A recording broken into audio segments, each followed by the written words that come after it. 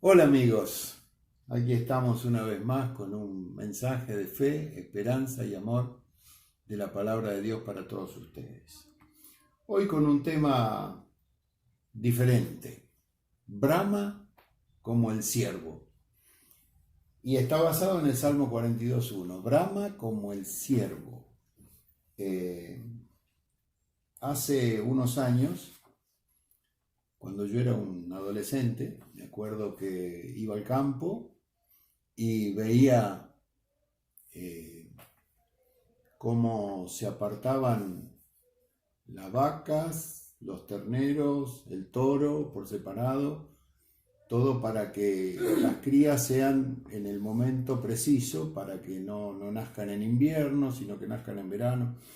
Y cuando llega el momento del celo de los animales, tengo grabado en mi cabeza lo que hacía el toro, que se ponía al lado del alambrado y empezaba con un mugido, pero lastimero, era terrible, como diciendo, por favor, ábranme la puerta. Y ese mugido lastimero del toro es un bramido. El toro, el ciervo y otros animales braman cuando están en celo para llamar a su pareja. Es una manera de hacerse notar. Y yo eso lo tengo muy grabado. El rugido del león, el rugido de los felinos, según dice el diccionario, es un bramido explosivo y profundo. Y siguiendo con el diccionario, el bramido del mar, se habla, el bramido del viento, o sea, es algo fuerte que se escucha y que nos hace reaccionar de alguna manera. Y vamos a hablar del bramido del ciervo, porque en el Salmo 42 se lo menciona como algo, como una manera de clamar que tenía el rey David. Ahora, ¿por qué el rey David necesita clamar? El rey David estaba en una profunda depresión, consecuencia de su gran pecado. 2 Samuel capítulo 11 y los que siguen nos muestran que él había cometido adulterio, mintió, mandó matar al esposo de una mujer con la que él adulteró, cometió un montón de pecados de una manera descarada. Y bueno, el profeta de Dios, el profeta Natán, lo enfrenta. Él pensaba que nadie se había dado cuenta, pero sí, todo el mundo se dio cuenta, porque era un pecado a la vista, y la condenación viene. Y sus generaciones, los descendientes de David, reciben las consecuencias. Cuando hay un pecado grave, una iniquidad grave, las generaciones reciben las consecuencias. Fíjense que los hijos de David, terrible, los problemas de familia que tuvo fueron tremendos. Uno de sus hijos viola a una de sus hijas. Otro de los hijos mata al hijo que era violador. El otro hijo se rebela en contra de su padre, quiere tomar el gobierno y quiere matar al padre. O sea, las consecuencias del pecado, las consecuencias de la iniquidad, de lo que había hecho David, el rey David, alcanzaron a sus generaciones. Y de esta manera él tiene que escapar de su ciudad, y cuando va escapando, la Biblia en 2 Samuel 15:23 nos dice que cruzan el torrente de Cedrón. Era un arroyo que había, que seguramente estaba seco porque era tiempo de sequía. era el tiempo de verano, y dice que al pasar ese arroyo, David y todo el pueblo lloraban. O sea, estaba en angustia, él estaba en angustia, y seguramente al ver el arroyo empieza a pensar en ese ciervo que está bramando, y dice la Biblia allí: como el ciervo brama por la corriente de las aguas, así clama por ti, oh Dios, el alma mía. Ellos estaban escapando de su ciudad y iban camino al desierto, cruzando un río que no tenía agua. Y David, dice la palabra de Dios, que a pesar de todo lo malo que le había hecho ese hijo, Absalón, que era el que lo quería matar, él lo amaba, amaba a su hijo, de la misma manera que Dios te ama a ti y me ama a mí, de la misma manera que Dios nos ama a cada uno de nosotros, a pesar de lo que cada uno de nosotros haya hecho. Entonces, hablando de este Salmo 42, yo acá lo puse en otra versión. Esta es la versión Biblia textual. ¿Por qué? Porque en la Biblia textual cambia fundamentalmente una palabra. Como el ciervo brama por las corrientes de las aguas, así, oh Elohim, te anhela el alma mía. Elohim, Elohim. 2500 veces aparece la palabra Elohim en el Antiguo Testamento. 2500 veces. Este Salmo 42 es el primero de una serie. Los salmos están divididos en 5 grupos, 5 series, 5 libros, y este es el segundo libro, que abarca desde el Salmo 42 al 72.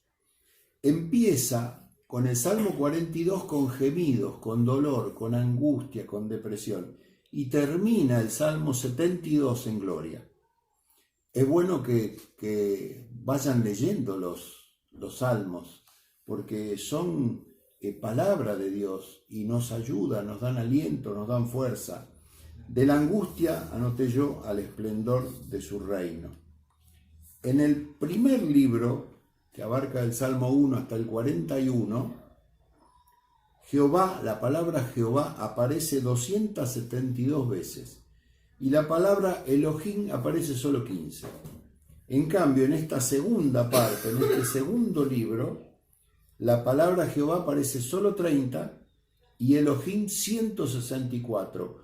O sea que es importante para entender estos salmos del 42 al 72, ¿qué significa Elohim?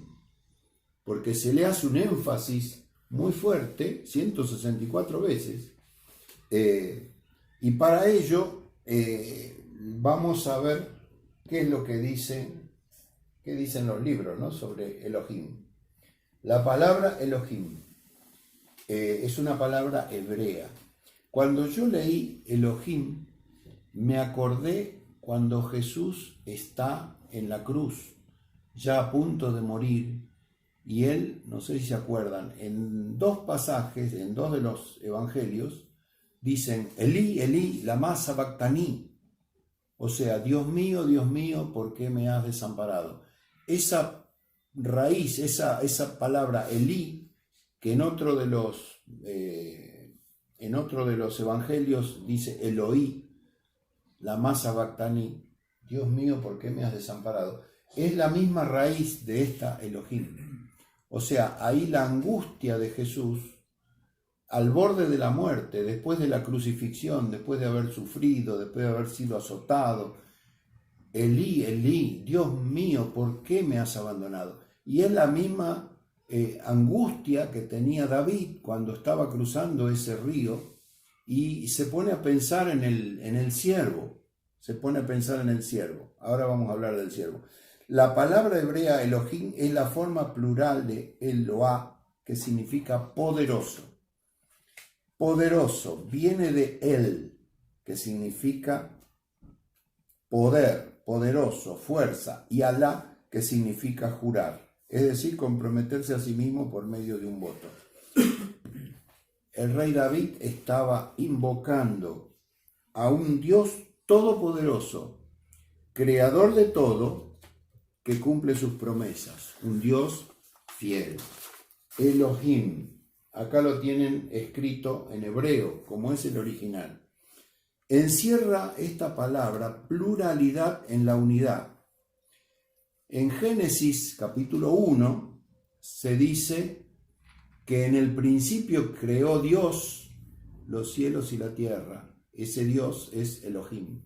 En el principio Elohim creó los cielos y la tierra. O sea, el Dios todopoderoso, creador, es el Dios que está en el Génesis y que está en Juan 1.1 también, porque Juan 1.1 nos dice que aquel verbo, el verbo, la esencia de la palabra, se hizo carne y habitó entre nosotros. En el principio era el verbo, y el verbo era con Dios, y el verbo era Dios. Y ese verbo es Jesús. O sea, el Elohim del Viejo Testamento es el Jesús del Nuevo Testamento. El Todopoderoso, el fiel, el creador de todo. Y dice el Salmo, ¿por qué te abates, alma mía? Fíjense, este hombre desesperado, angustiado, triste, se dice a sí mismo, ¿por qué me estoy angustiando? ¿Por qué mi alma se turba delante mío, dentro mío, si estoy esperando en un Dios todopoderoso? Amén. Él mismo se está diciendo, se está predicando a él mismo. Dice, porque aún he de alabarlo, salvación mía y Dios mío. A este Dios es el que debemos clamar. A este Dios es que debemos clamar. Ahora, ¿por qué brama el siervo? Este es el que dije recién. ¿Por qué brama el siervo? El siervo tiene dos enemigos, uno externo y uno interno. El externo son los lobos, los leones, los animales, la naturaleza que lo acechaban para cazarlo. Pero él con velocidad, con agilidad, se podía escapar, porque es mucho más rápido que los otros animales. Pero el enemigo interno que él tenía era la transpiración. Cuando un león lo venía persiguiendo, el león olfateaba de lejos. Y olfateaba y sentía, hay olor a ciervo. Y entonces, siguiendo el olfato, lo ubicaba donde estaba y lo podía cazar rápidamente. Entonces, el hecho de que no hubiera agua en el río, para él era un problema, para el ciervo era un problema, porque la transpiración lo delataba. En cambio, si él podía sumergirse en las aguas, esa transpiración ya desaparecía, el rastro ya no se podía detectar, se borraba el rastro, ya no lo podían ubicar. Además de calmarle la sed, que estando en el desierto era muy importante.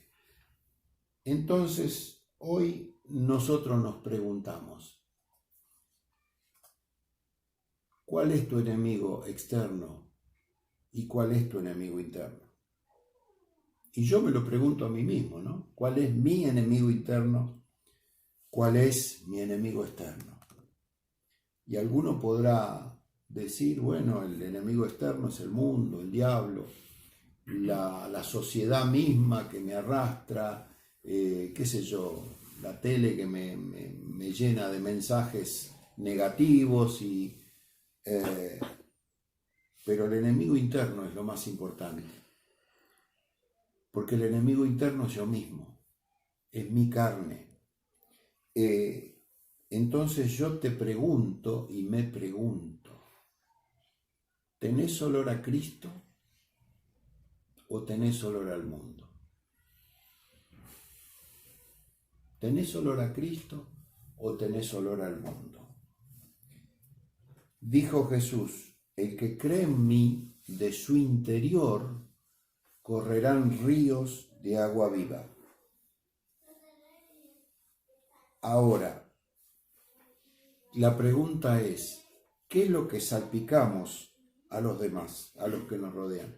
¿Estamos salpicando bendición o maldición? ¿Estamos salpicando alabanza o queja? ¿Estamos salpicando amor u odio?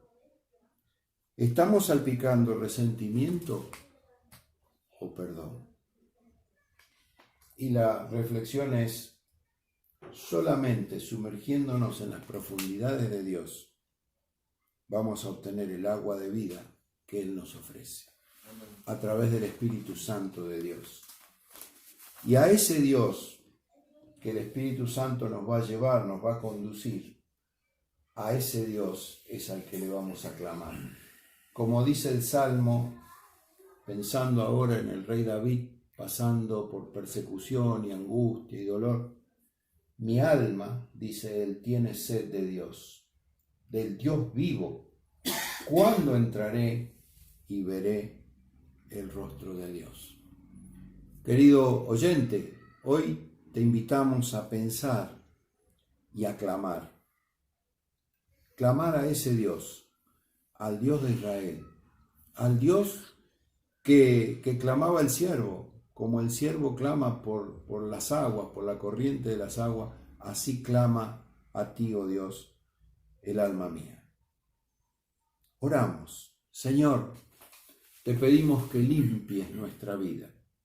Clamamos, Señor, clamamos por nuestra vida, por la vida de cada uno de los oyentes, por la vida de cada uno de los que estamos aquí. Clamamos, Señor, y te pedimos que nos transformes, que nos cambies, que nos permitas adorarte con manos limpias, con corazones dedicados a ti, con corazones abiertos. Señor, úsanos para gloria de tu nombre. La sangre de Cristo nos limpia de todo pecado. Señor, pero ayúdanos a recibir ese sacrificio de Cristo en la cruz. Ayúdanos a poder disfrutar de la comunión con Cristo, arrepintiéndonos de nuestros pecados y recibiéndole a Él como el único, el suficiente Salvador.